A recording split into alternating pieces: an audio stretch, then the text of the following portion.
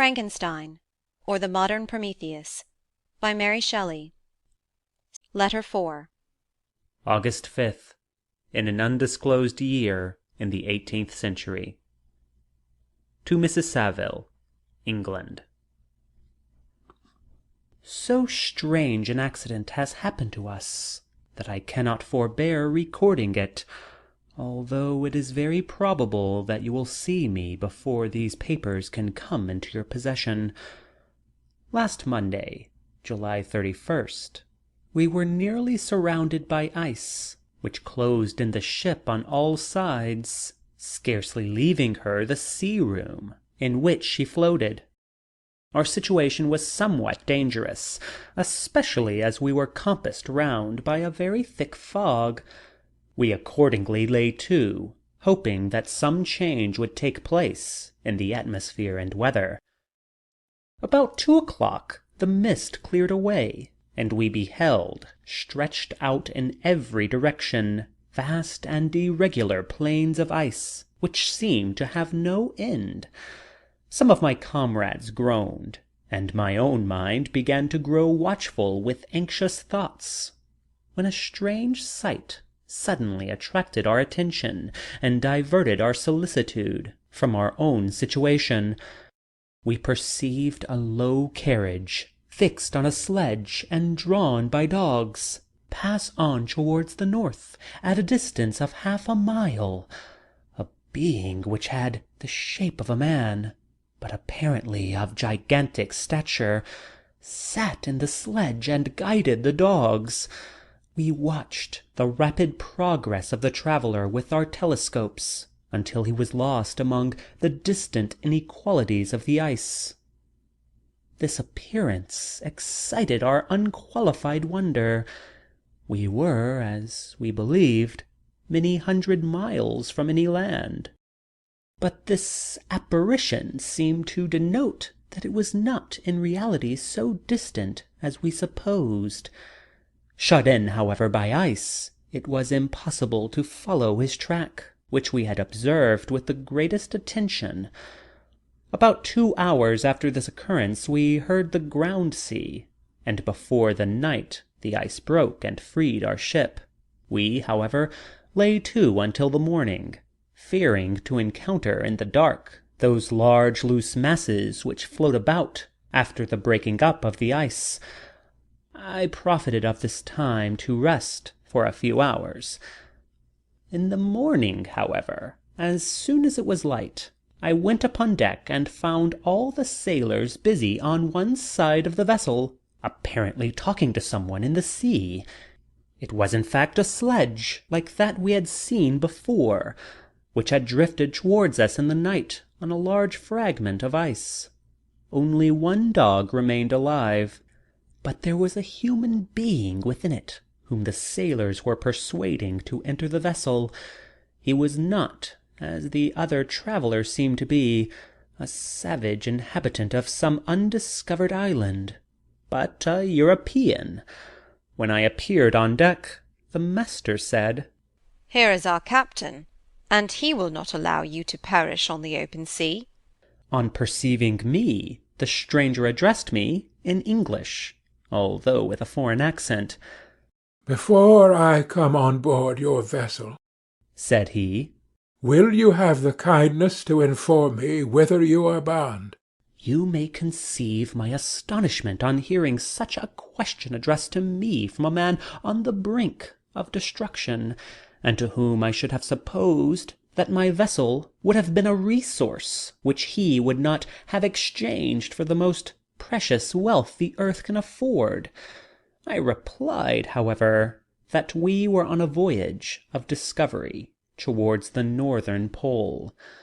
Upon hearing this, he appeared satisfied, and consented to come on board. Good God, Margaret, if you had seen the man who thus capitulated for his safety, your surprise would have been boundless. His limbs were nearly frozen, and his body dreadfully emaciated by fatigue and suffering. I never saw a man in so wretched a condition. We attempted to carry him into the cabin, but as soon as he had quitted the fresh air, he fainted. We accordingly brought him back to the deck, and restored him to animation by rubbing him with brandy, and forcing him to swallow a small quantity. As soon as he showed signs of life, we wrapped him in blankets, and placed him near the chimney of the kitchen stove. By slow degrees he recovered, and ate a little soup, which restored him wonderfully. 2 days passed in this manner before he was able to speak, and I often feared that his sufferings had deprived him of understanding. When he had in some measure recovered, I removed him to my own cabin, and attended on him as much as my duty would permit. I never saw a more interesting creature.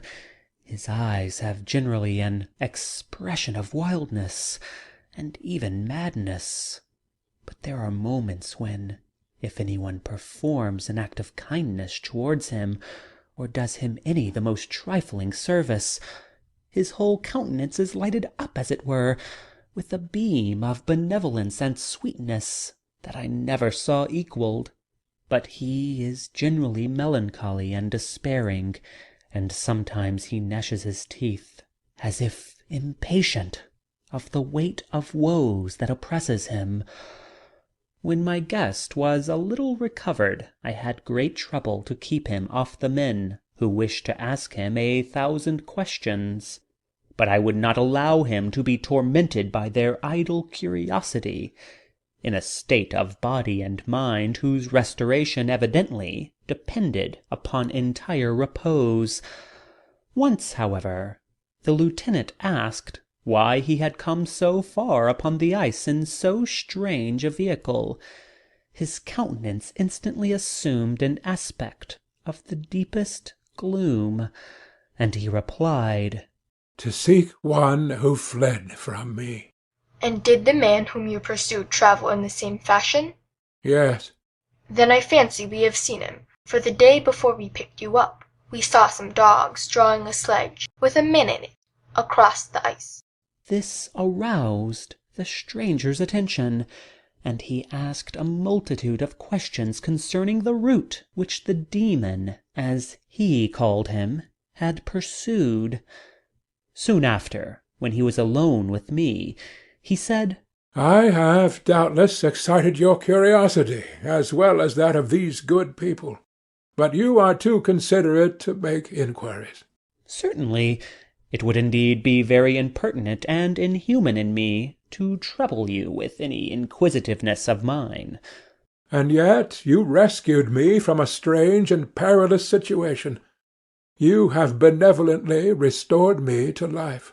Soon after this, he inquired if I thought that the breaking up of the ice had destroyed the other sledge.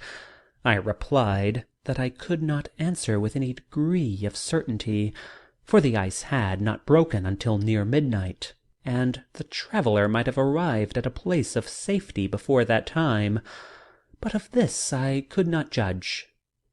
From this time a new spirit of life animated the decaying frame of the stranger. He manifested the greatest eagerness to be upon deck, to watch for the sledge which had before appeared. But I have persuaded him to remain in the cabin, for he is far too weak to sustain the rawness of the atmosphere. I have promised that someone should watch for him and give him instant notice if any new object should appear in sight. Such is my journal of what relates to this strange occurrence up to the present day. The stranger has gradually improved in health, but is very silent, and appears uneasy when anyone except myself enters his cabin. Yet his manners are so conciliating and gentle that the sailors are all interested in him, although they have had very little communications with him. For my own part, I begin to love him as a brother, and his constant and deep grief fills me with sympathy and compassion. He must have been a noble creature in his better days, being even now in wreck so attractive and amiable. I said in one of my letters, my dear Margaret, that I should find no friend on the wide ocean, yet I have found a man who, before his spirit had been broken by misery, I should have been happy to have possessed as the brother of my heart. I shall continue my journal concerning the stranger at intervals, should I have any fresh incidents to report. August 13th. In an undisclosed year in the 18th century. My affection for my guest increases every day. He excites at once my admiration and my pity to an astonishing degree. How can I see so noble a creature destroyed by misery without feeling the most poignant grief? He is so gentle, yet so wise. His mind is so cultivated, and when he speaks, although his words are cold with the choicest art, yet they flow with rapidity and unparalleled eloquence. He is now much recovered from his illness, and is continually on deck, apparently watching for the sledge that preceded his own. Yet, although unhappy, he is not so utterly occupied by his own misery, but that he interests himself deeply in the projects of others.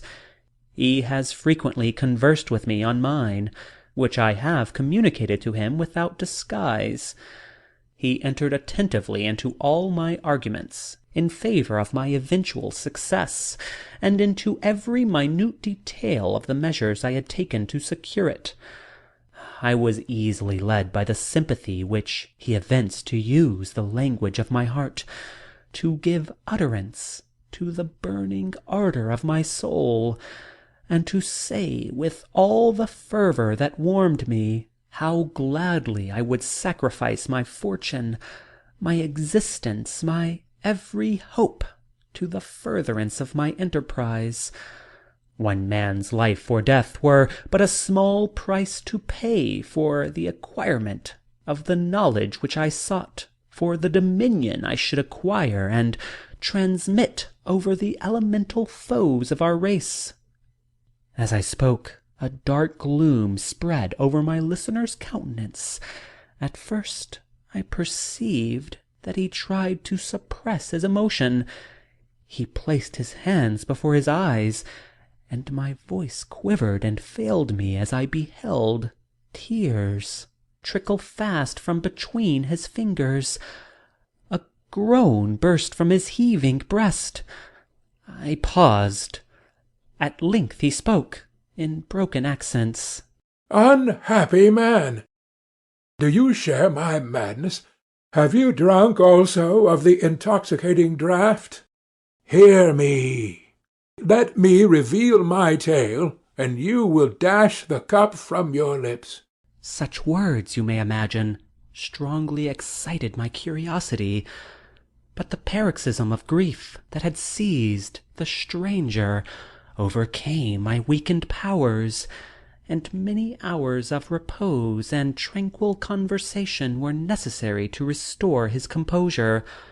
Having conquered the voice of his feelings, he appeared to despise himself for being the slave of passion, and quelling the dark tyranny of despair, he led me again to converse concerning myself personally. He asked me the history of my early years. The tale was quickly told, but it awakened various trains of reflection. I spoke of my desire of finding a friend, of my thirst for a more intimate sympathy with a fellow mind than had ever fallen to my lot, and expressed my conviction that a man could boast of little happiness who did not enjoy this blessing. "I agree with you," replied the stranger. "We are unfashioned creatures, but half made up, if one wiser, better, dearer than ourselves, such a friend ought to be, do not lend his aid to perfectionate our weak and faulty natures. I once had a friend, the most noble of human creatures, and am entitled, therefore, to judge respecting friendship. You have hope and the world before you, and have no cause for despair. But I have lost everything, and cannot begin life anew." As he said this, his countenance became expressive of a calm, settled grief that touched me to the heart. But he was silent, and presently retired to his cabin. Even broken in spirit as he is, no one can feel more deeply than he does the beauty of nature, the starry sky, the sea, and every sight afforded by these wonderful regions seems still to have the power of elevating his soul from earth. Such a man has a double existence. He may suffer misery and be overwhelmed by disappointments, yet when he has retired into himself, he will be like a celestial spirit that has a halo around him, within whose circle no grief or folly ventures. Will you smile at the enthusiasm I express concerning this divine wanderer? You wonder. You would not if you saw him.